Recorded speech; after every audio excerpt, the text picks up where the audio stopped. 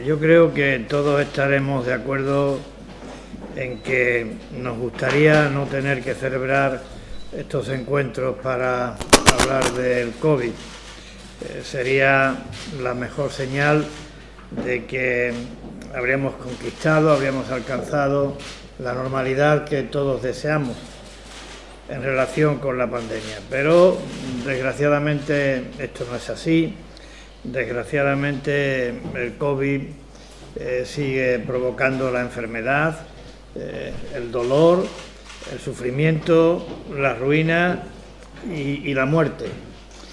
Por eso, hoy también, como en ocasiones anteriores, quiero transmitir en nombre de todos los ceutíes un mensaje de solidaridad para esas 88 familias en Ceuta que han perdido un ser querido como consecuencia de este virus.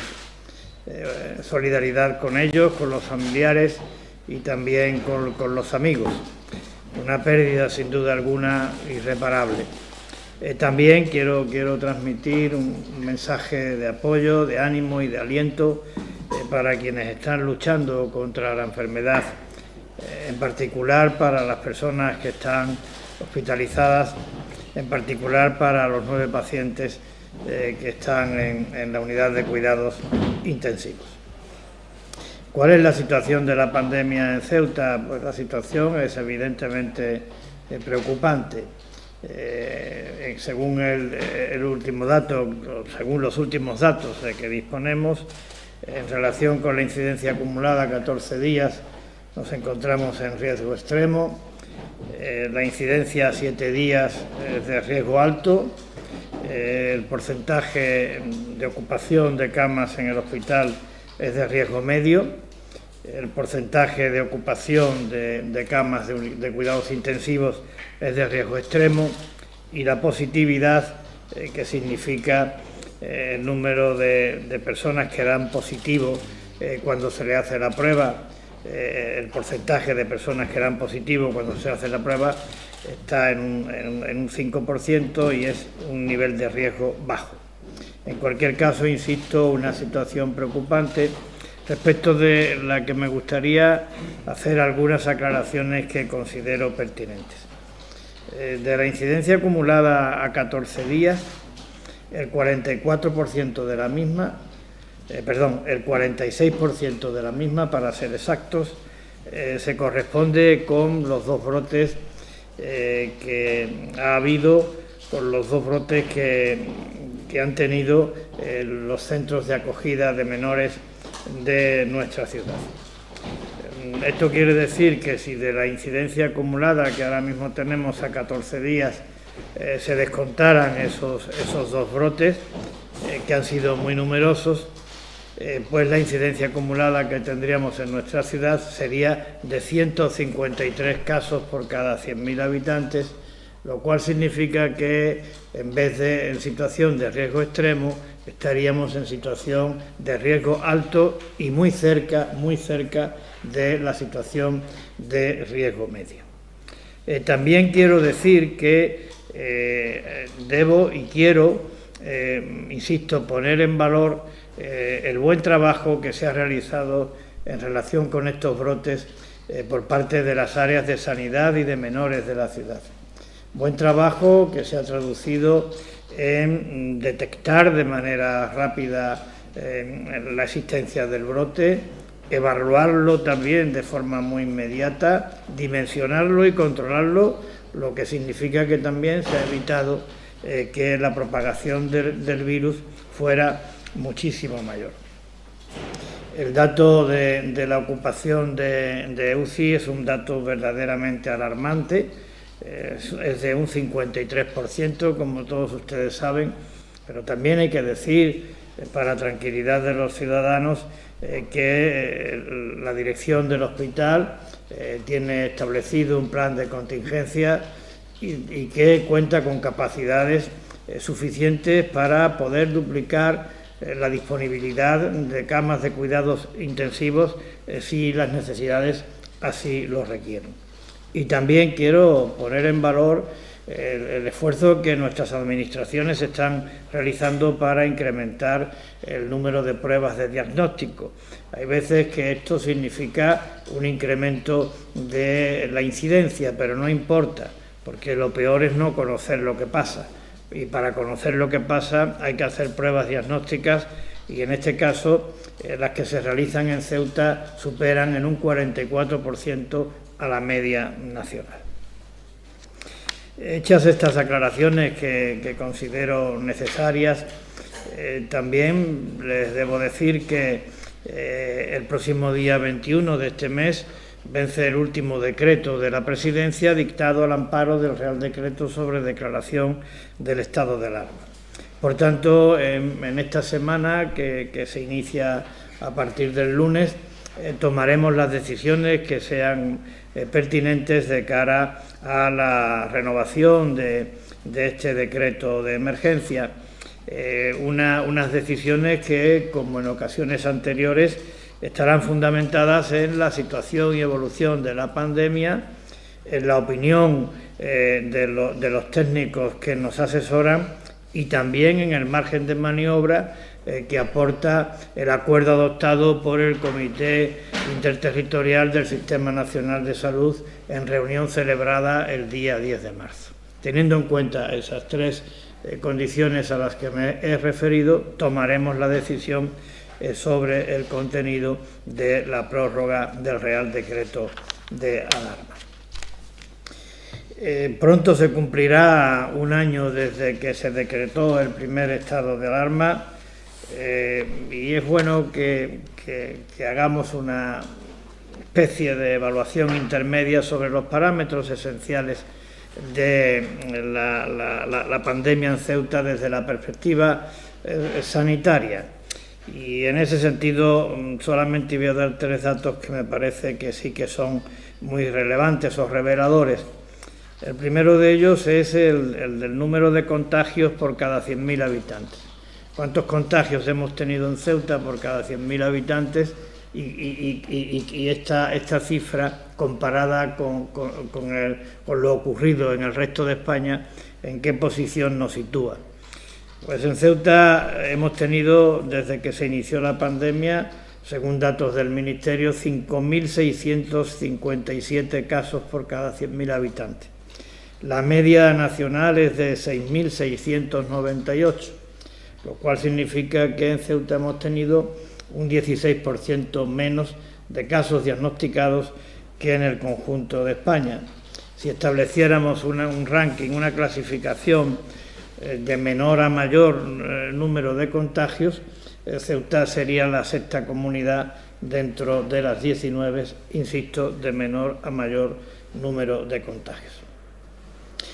Si la valoración lo hacemos el análisis lo hacemos desde el punto de vista de la cifra fatídica de fallecidos por cada 100.000 habitantes, en Ceuta hemos tenido desde que se inició la pandemia 101 casos de fallecidos por cada 100.000 habitantes. La media nacional es de 152.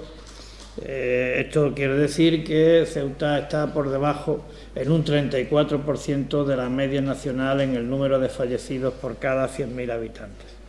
Y por último, en cuanto a la letalidad, que como ustedes saben significa el porcentaje de personas que fallecen en comparación con el número total de personas que tienen el COVID, pues la letalidad en el caso de Ceuta es de 1,79 y a nivel nacional es de 2,27, es decir, que tenemos un 21% menos de letalidad que en el conjunto nacional.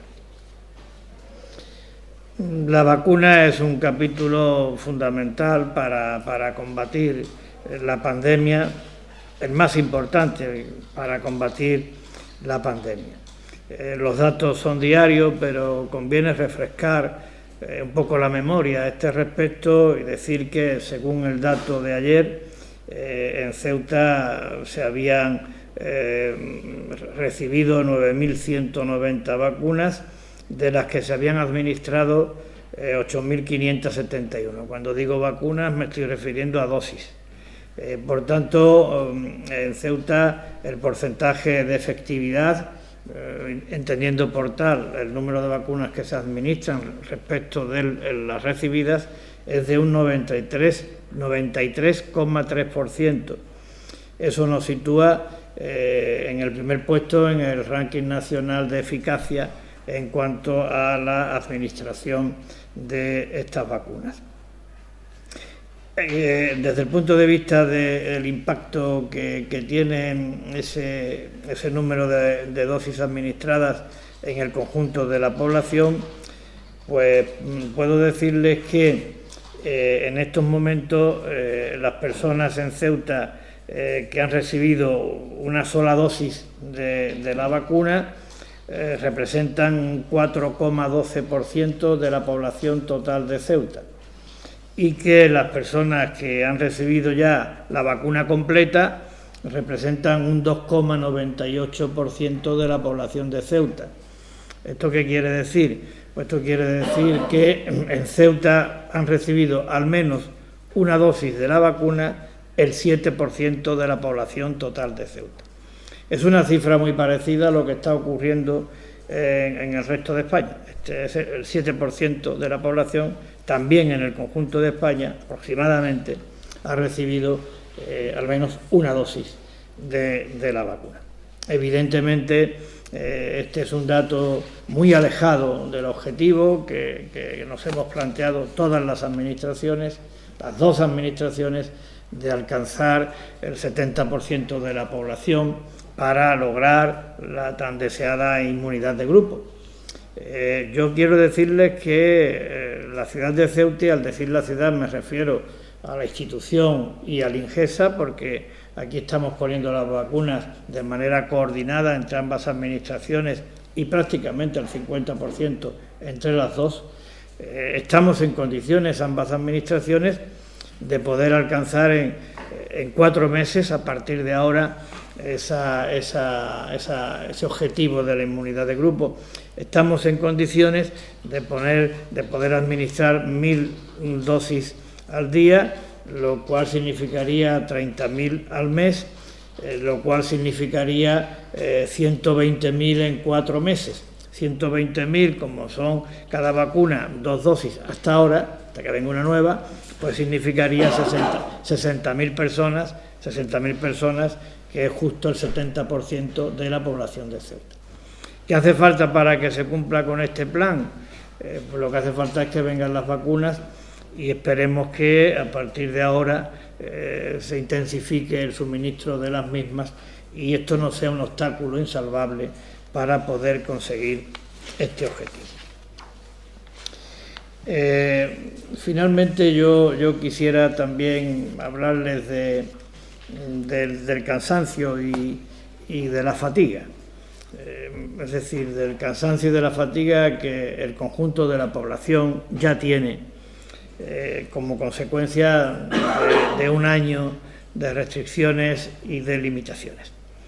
Esto hace que sea muy difícil seguir manteniendo esta actitud de responsabilidad y de mantener y de cumplir con las normas y de renunciar a la movilidad y de renunciar a los contactos sociales y de renunciar a todas estas cosas que son fundamentales para vivir, pero creo sinceramente que no hay más remedio. Es decir, comprendo el agotamiento, comprendo la fatiga que la población en su conjunto pueda tener, pero insisto, no hay más remedio. Y no hay más remedio porque se trata de salvar vidas. Tengo aquí delante el informe del número de fallecidos en nuestra ciudad, su distribución por meses. Bueno, son 88, como hemos dicho antes, pero ha habido meses, como fue el mes de noviembre de 2020, con 30 fallecidos al mes. Recientemente, en esta tercera ola, 12 en enero, 12 en febrero, 4 en marzo. Por tanto, se trata de salvar vidas. Y aun cuando haya que hacer un esfuerzo adicional, difícil, en un ánimo de de cansancio, de agotamiento, de fatiga por tantas restricciones, no tenemos más remedio que hacerlo para salvar vidas. Además, es verdad, todavía no existe solución farmacológica. No existe solución farmacológica porque, bueno, con un 7% de personas con al menos una dosis o con el 3% de la población vacunada totalmente, es imposible pensar que la solución farmacológica está hoy presente. Pero también tenemos la esperanza de que va a estar. Quiero decir con esto, vamos a sacar fuerzas de flaqueza para cumplir con las normas al objeto de que, o con el horizonte de que en 4 meses podemos tener cumplido ese objetivo de inmunidad de grupo. Por tanto, mi mensaje último tiene que ser un mensaje de apelar al compromiso, a la responsabilidad para salvar vidas y también a la esperanza de que podemos lograrlo entre todos. Al margen de este tema del COVID tan importante, tan determinante,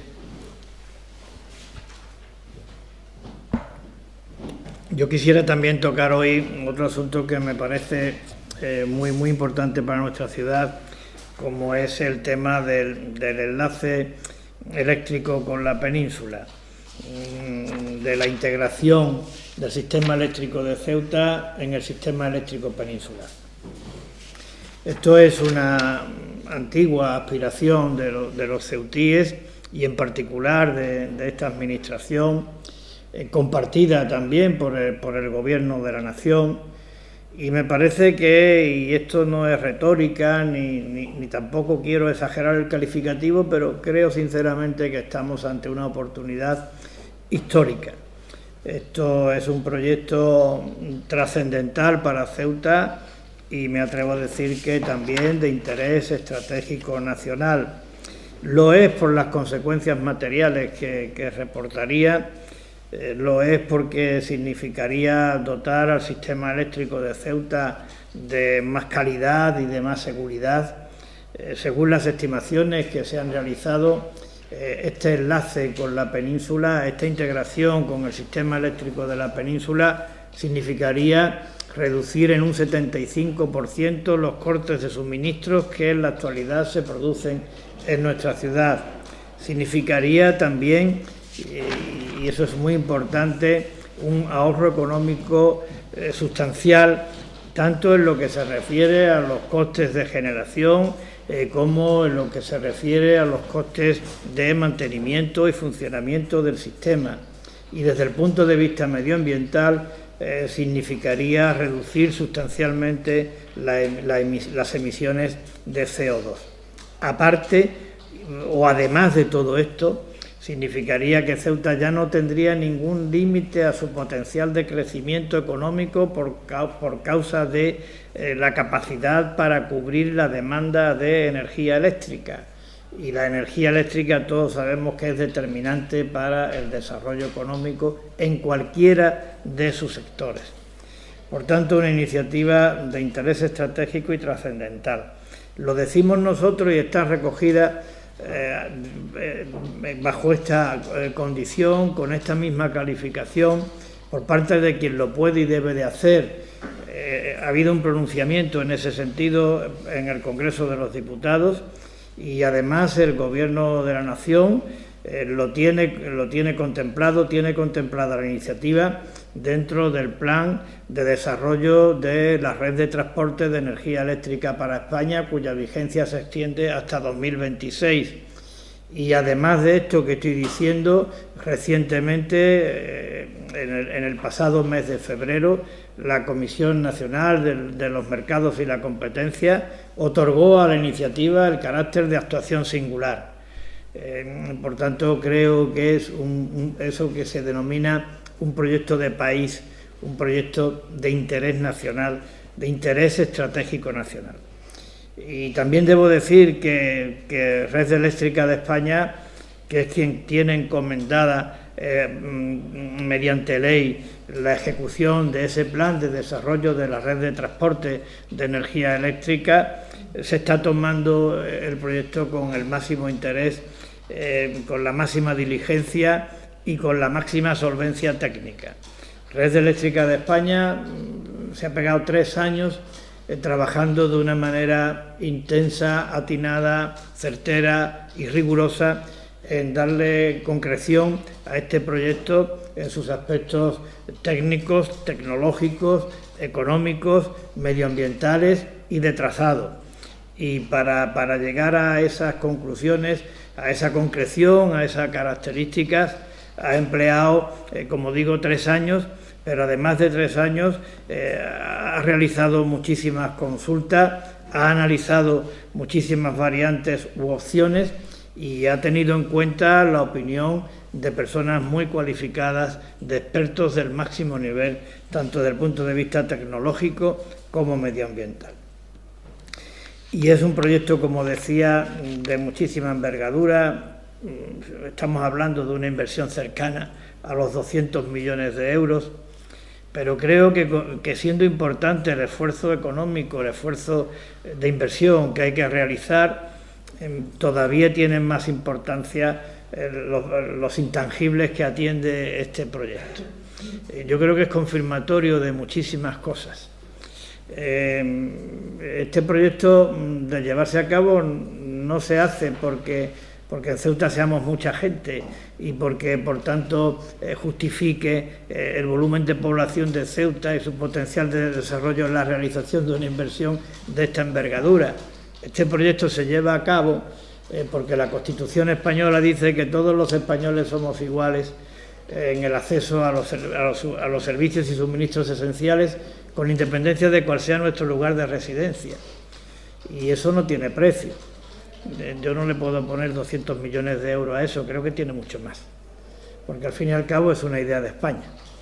Y por tanto creo que eso no lo podemos perder de vista. Como no podemos perder de vista que cuando hablábamos nosotros recientemente en ese proyecto de futuro para Ceuta de más España y más Europa, bueno, pues esto es clarísimamente más España. Esto es vincular a Ceuta al sistema eléctrico peninsular, un recurso, como decía, determinante y decisivo para 2 cosas: para la calidad de vida de los ciudadanos y para el potencial de crecimiento de nuestra ciudad. La Constitución también mandata a los poderes públicos que presten especial atención al hecho insular. Ceuta es una isla energética y en otras muchas cosas, por tanto, este proyecto significa que también se le está prestando importancia al hecho insular. Y finalmente creo que trasciende al ámbito de lo intangible del proyecto lo que significa en cuanto a inyección de confianza para el futuro de nuestra ciudad. Nadie invierte 200 millones de euros en una conexión que está llamada a ser provisional. Yo creo que es una prueba evidente de que por parte del Estado hay una apuesta decidida por el futuro de Ceuta y por el bienestar de los ceutíes. Por tanto, creo que es una obligación ética, si se me permite la expresión, que tenemos todos de apoyar decididamente con todos los medios y con todas las capacidades a nuestro alcance la realización de esta importante actuación, cuyo horizonte se sitúa, como decía, en que las obras pudieran iniciarse en 2023 para que el enlace pudiera entrar en servicio en 2025 o 2026. Y esto es lo que yo quería contarles a ustedes. No sé si he tardado mucho o poco. Paulina siempre me dice que no tarde mucho y creo que habrá sido más o menos un tiempo prudente, ¿no? Laura Ortiz, de Ceuta Televisión. Buenos días, presidente. Me gustaría, justo en estos días que se cumple un año de que se declaró la pandemia del coronavirus, que nos hiciera un balance de lo que ha supuesto este año para usted tanto en el ámbito político, en lo que tiene que ver con sus relaciones con el Gobierno de la Nación y esa colaboración que se han visto obligados a mantener a causa de la pandemia, que nos cuente cómo ha sido, pero también me gustaría que brevemente nos contara qué ha supuesto este año en lo personal para usted, un año que ha sido muy duro para todos los ceutíes, que han visto cómo su vida ha cambiado de forma radical. Y me gustaría saber también qué balance personal hace usted de lo que ha sido este año tan complejo. Muchas gracias. Muchas gracias por su pregunta. Este es un año anormal en todos los aspectos, pero también es un año del que se pueden sacar y se deben de sacar enseñanzas importantes. Desde el punto de vista político o desde el punto de vista institucional, pues evidentemente nuestras prioridades se han visto alteradas. Ahora mismo, desde que esto empezó, pues la prioridad más importante que tenemos quienes nos dedicamos a servir a los demás es atender las necesidades vinculadas a la pandemia, que son sanitarias, que son económicas, que son sociales y que son presupuestarias. Por tanto, eso ha significado que mi prioridad más definida, la mía y la del Gobierno y la de la Asamblea en su conjunto, pues es la pandemia y sus consecuencias. Eso, por supuesto, eso también incide en el día a día, porque, bueno, ahora mismo el dato que más concita mi atención de todos los días es el parte diario del COVID. El parte diario del COVID para saber qué número de contagiados ha habido en el día, qué número de personas hay ingresadas en el hospital, cuántas en la UCI, y el dato desgarrador, y no lo digo de manera retórica, lo digo porque es verdad, del número de fallecidos, de si ha habido o no un nuevo fallecimiento en la ciudad. Junto a eso, pues también frustración, por supuesto, porque uno comprende que no puede remediar el dolor que sufren las familias que han perdido a un ser querido, y uno también se ve frustrado porque tampoco puede atender las dificultades económicas que muchas personas están teniendo como consecuencia de esta enfermedad. Las enseñanzas desde esta perspectiva de lo público y de nuestras responsabilidades de gobierno, pues yo creo que teníamos un tanto olvidado desde hace tiempo la importancia que tiene la unidad de acción, el diálogo, el acuerdo y la lealtad institucional. Y me parece que esta pandemia ha puesto en evidencia que ante las grandes crisis, ante las situaciones límite, ante las grandes dificultades, no se puede salir de otra manera como no sea con el diálogo, el encuentro, la unidad de acción y la lealtad institucional.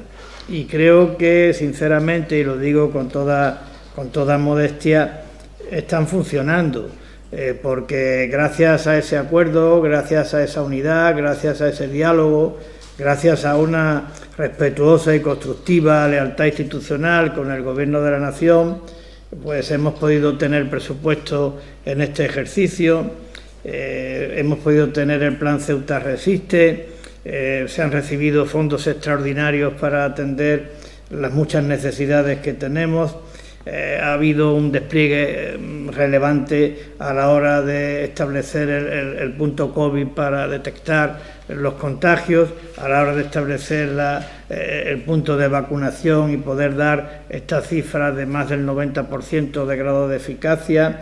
El rastreo se está pudiendo llevar a cabo.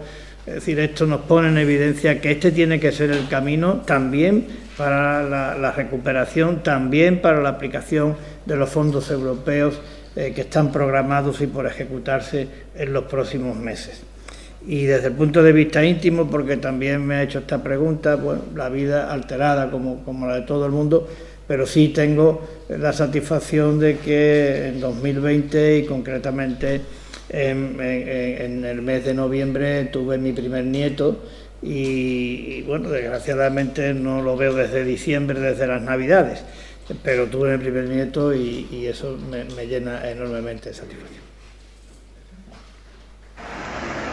Buenas tardes, Samuel Dueñas del diario El Pueblo de Ceuta. Presidente, le quería preguntar acerca de la inseguridad que se está viviendo en las calles de Ceuta, especialmente durante el toque de queda, donde los vándalos aprovechan para cometer actos delictivos como la quema de contenedores, vehículos, o como lo que ha ocurrido esta misma madrugada en el local social de Varela Bariño, donde también ha robado. Las asociaciones de vecinos piden que se instauren los controladores de barriada.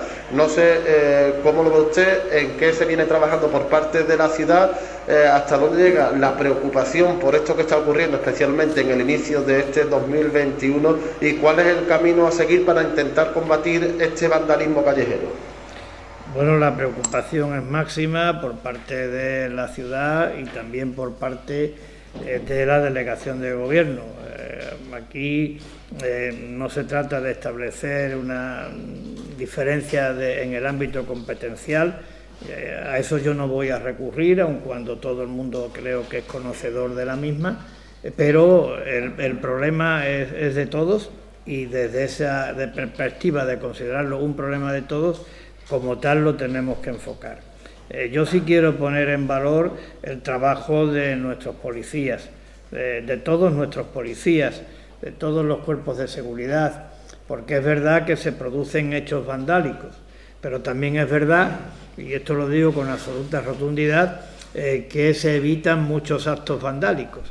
Esa es una estadística que no consta, pero que se debe de saber el magnífico trabajo que están realizando nuestros policías, nuestros cuerpos de seguridad, la Policía Nacional, la Guardia Civil, la Policía Local, y a ellos, por tanto, nuestro mayor reconocimiento, nuestra confianza y nuestro apoyo. Por tanto, preocupación máxima y apoyo a nuestros cuerpos de seguridad. Y en ese sentido del apoyo a nuestros cuerpos de seguridad, lo que también quiero decirle que en cuanto a qué medios se aplican para combatir estos comportamientos absolutamente rechazables, pues son ellos quienes tienen que marcar el camino de los medios a aplicar. Por tanto, yo no me voy a pronunciar acerca de la figura a la que usted se ha referido. Me voy a remitir que atenderemos cuáles sean las recomendaciones de los cuerpos de seguridad en cuanto a cualquier tipo de medios que haya que emplear a ese respecto.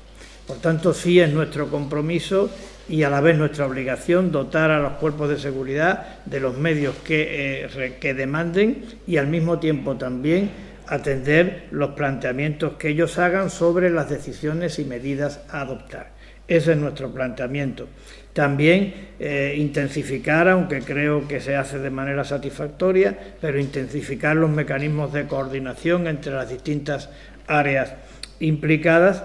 Por supuesto, reitero, el más absoluto rechazo a este tipo de actos vandálicos y a quienes los cometen, y nuestro compromiso de luchar contra estos comportamientos con todos los medios a nuestro alcance. Buenas tardes, presidente. Gloria Núñez, del Foro de Ceuta. Algunos médicos especialistas han solicitado en varias ocasiones la creación de un estudio epidemiológico consultable de manera online. Nos gustaría saber si la ciudad se plantea poner en marcha este estudio y hacer una página web de consulta que se actualice regularmente para poder obtener los datos segregados por género, sexo u otras variables de interés y conocer cómo evoluciona la pandemia en Ceuta. Muchas gracias. Muchas gracias por la pregunta. Bueno, yo creo que en relación a cómo evoluciona la pandemia en Ceuta hay un nivel de comunicación satisfactorio. En tiempo real, es decir, yo creo que diariamente se informa sobre cómo está la pandemia incidiendo en nuestra ciudad y cómo va evolucionando.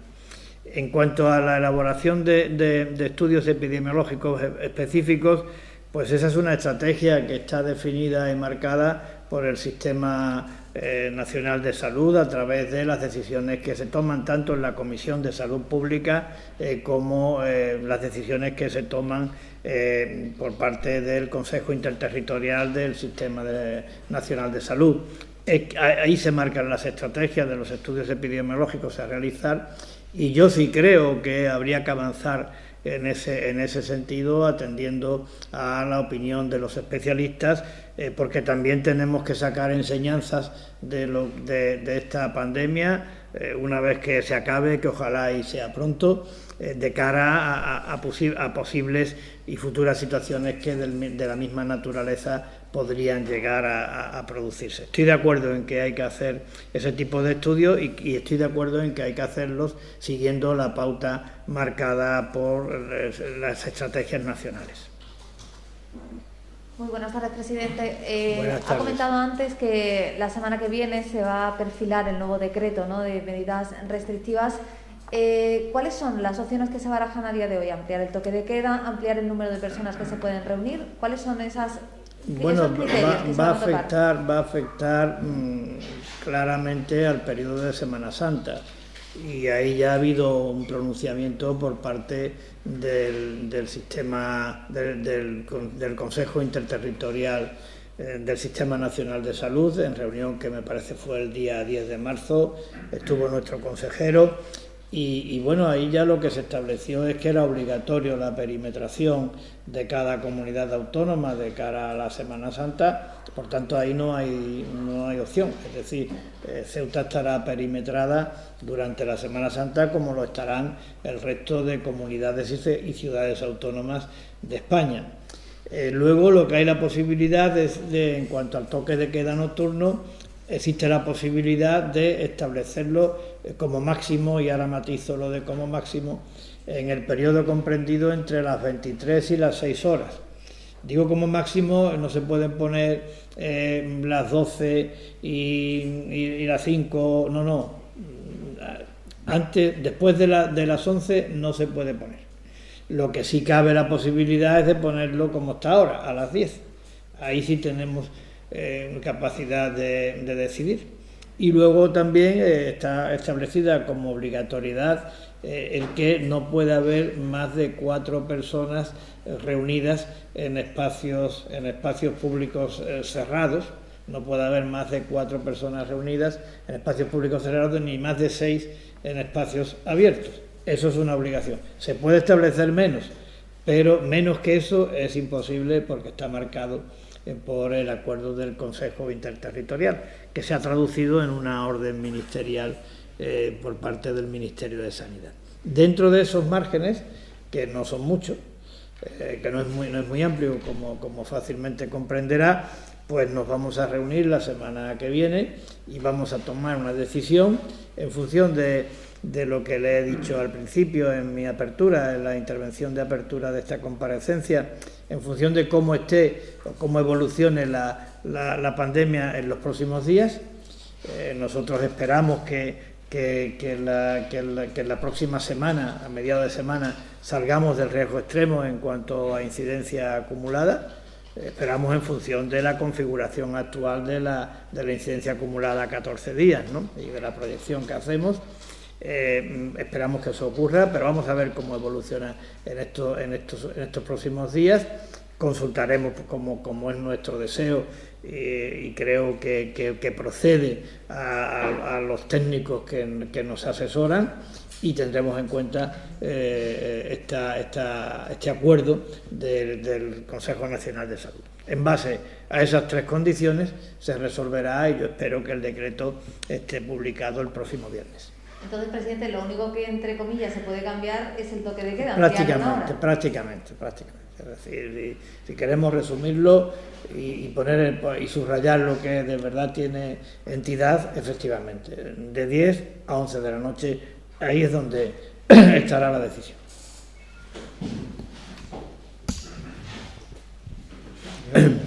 Buenos días, yo quería preguntar. Buenos días.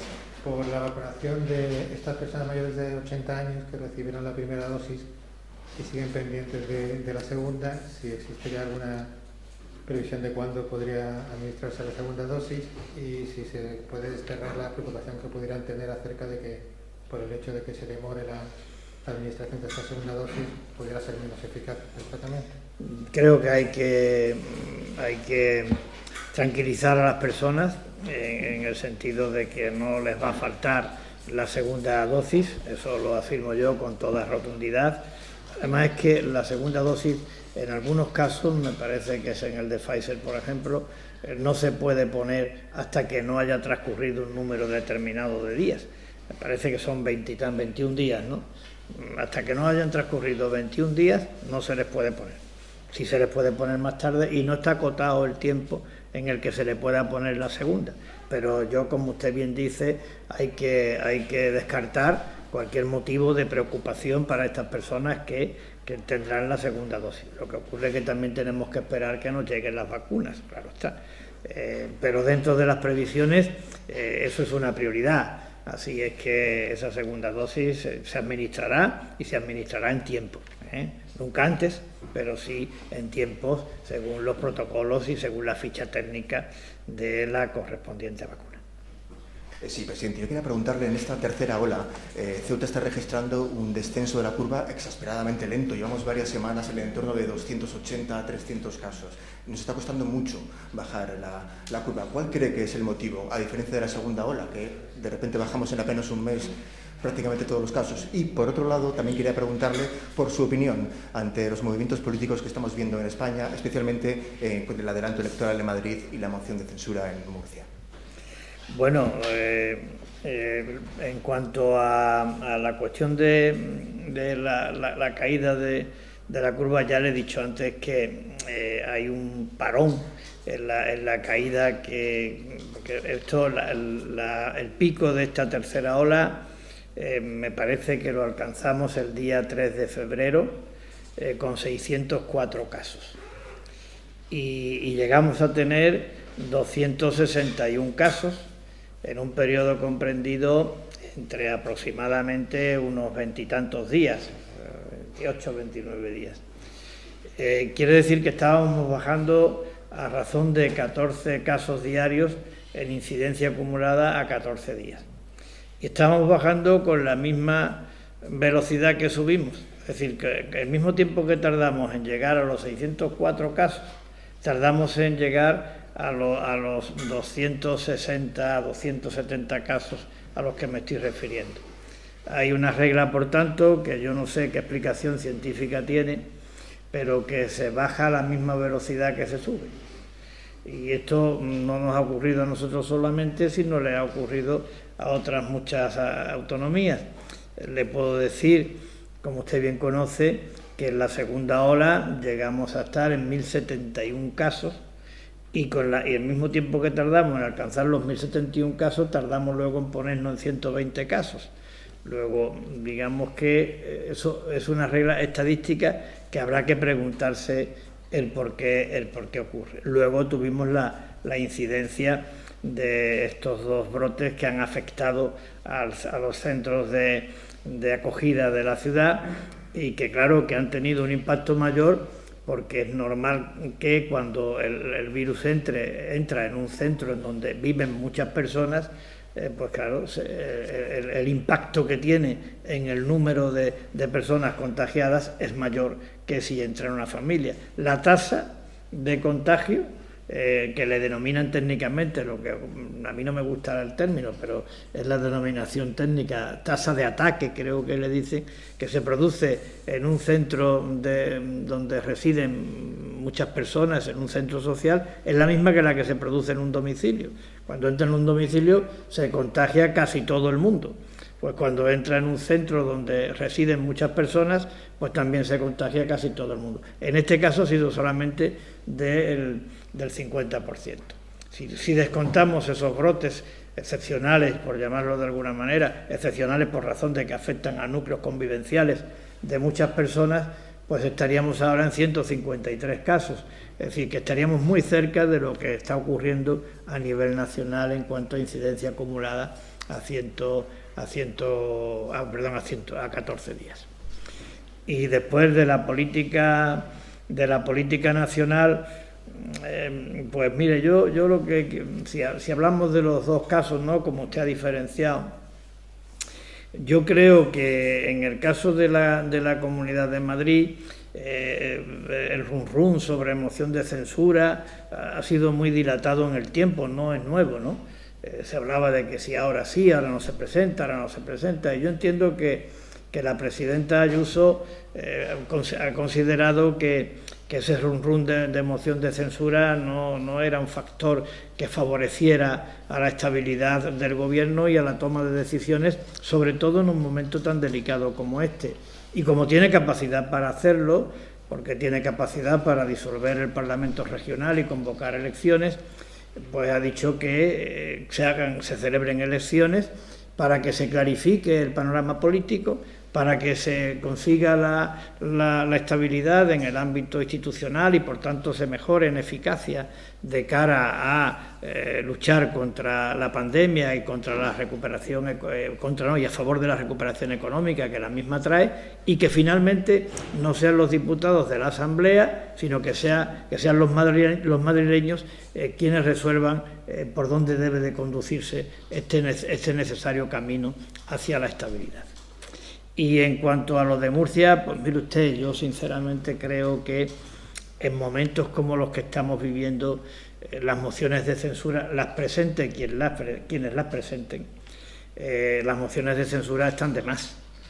Yo creo que en los momentos como los que estamos viviendo, lo que hace falta, como antes decía, es diálogo, es encuentro, es sumar voluntades, es aunar esfuerzos, es manifestar altura de miras y responsabilidad. Sinceramente, no es por ponernos como ejemplo, puede sonar la petulancia, pero es lo que estamos haciendo en Ceuta. Laura Ortiz, de Ceuta Televisión. Buenos días de nuevo, presidente. Buenos días, me gustaría Laura. preguntarle, porque Vox ha remitido una nota de prensa diciendo que ya hay un acuerdo para que el toque de queda no se amplíe de las 10 a las 11. Un acuerdo que se habría alcanzado con los votos del Partido Popular, del PSOE y del Movimiento por la Dignidad y la Ciudadanía. Me gustaría que nos aclarara si esto es así. Muchas gracias. No es así.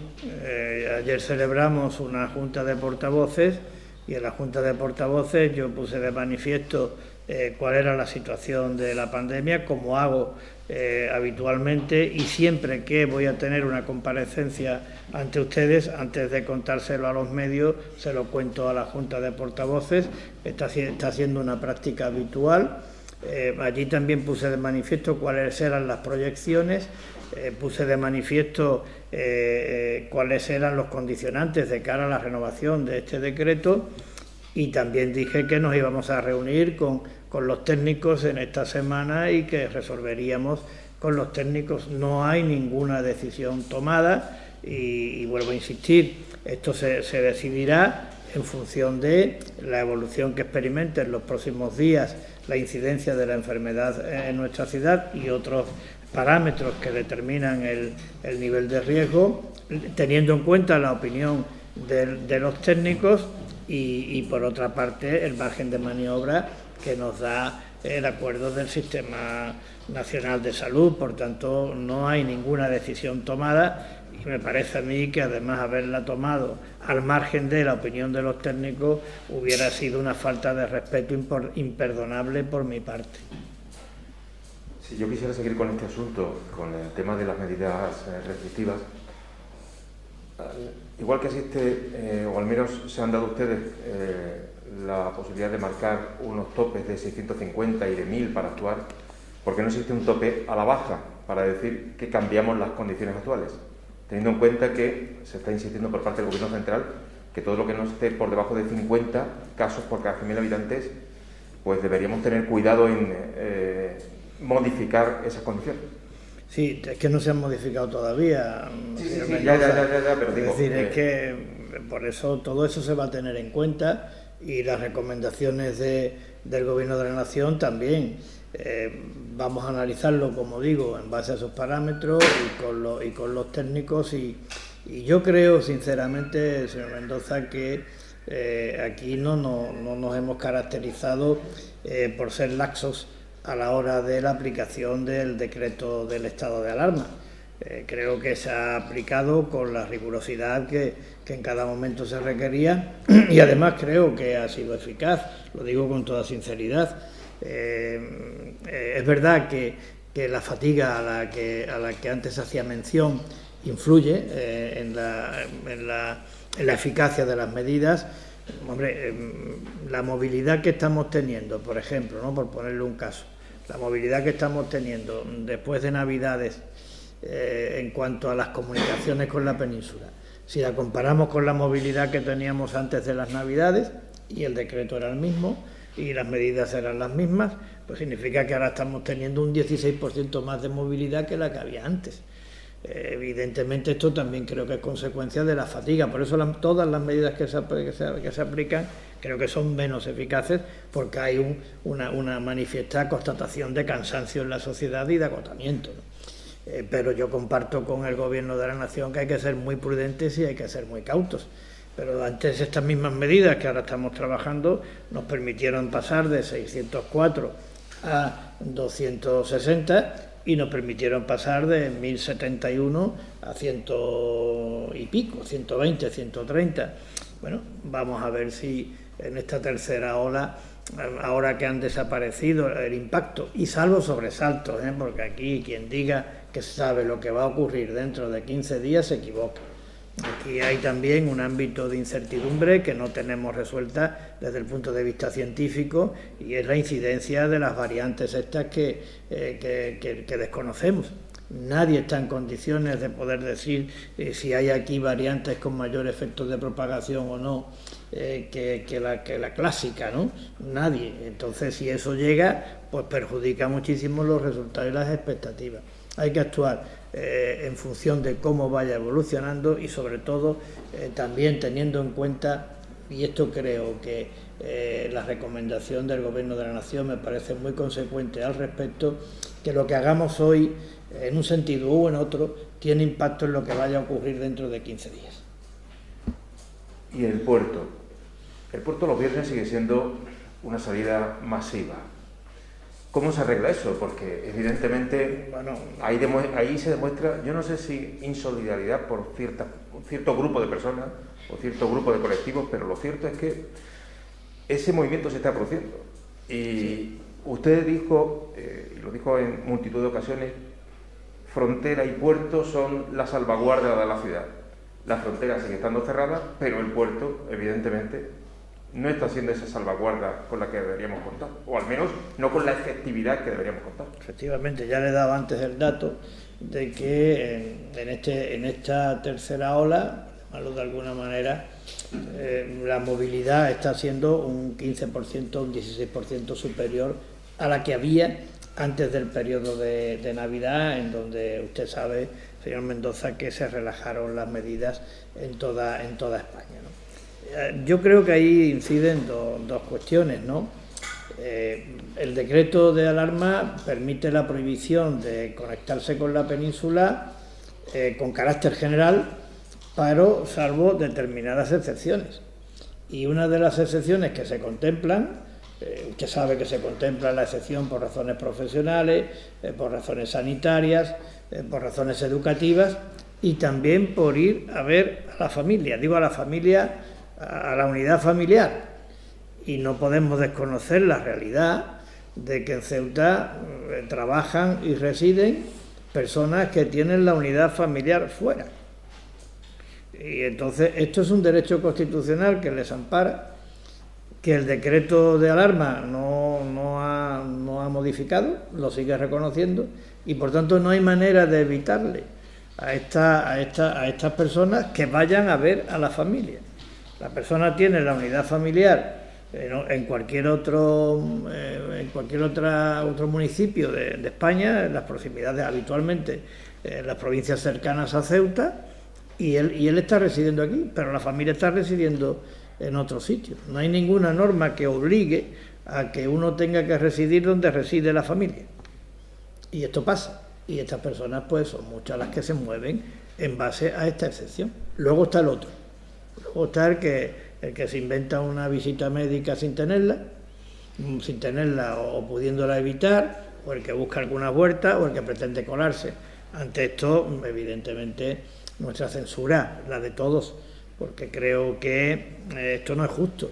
Es decir, cuando uno incumple una norma que tiene que ver con la salud pública de todos, pues merece la censura del resto, porque uno no se cuida solo a sí mismo. En esta pandemia y dada la trazabilidad del contagio, pues evidentemente si tú te cuidas estás cuidando a los demás y por tanto los demás tenemos el derecho a pedirte que te cuides y que si hay una norma la cumplas. Pero eso ya entra, como usted bien dice, señor Mendoza, en la responsabilidad de cada uno, porque es difícil que cada uno tenga un policía al lado y además el policía tampoco lo puede evitar, porque si yo voy con un papel que digo que voy al médico y luego resulta que he llegado allí y no he ido al médico, pero he salido y ya vuelvo aquí porque vuelvo a mi sitio de trabajo, pues claro, ¿qué he hecho? Pues he engañado. Estamos en el mismo ámbito del que dice con factura o sin factura en el tema del IVA. Ojalá y no ocurriera, nos iría muchísimo mejor a todos los españoles. Pues en esto también, ojalá y no ocurriera. Bueno, se supone que se iba a crear una especie de, no sé si grupo de trabajo para intentar erradicar estas prácticas. Hubo un intento, señor Mendoza, pero no dimos con ningún instrumento o herramienta que fuera eficaz a los fines pretendidos. Es decir, aquí creo sinceramente que esto exige, la policía está actuando, me consta, y esto exige también un sentido de responsabilidad y de civismo, ¿no? Y creo que la mayoría de la gente, no vayamos a sacar tampoco la conclusión de que somos incívicos o irresponsables, no sería justo, no es verdad. La mayoría de la gente es cumplidora, la inmensa mayoría, pero hay un porcentaje que no cumple y que evidentemente merece la censura de todos. Yo, si queréis, seguimos.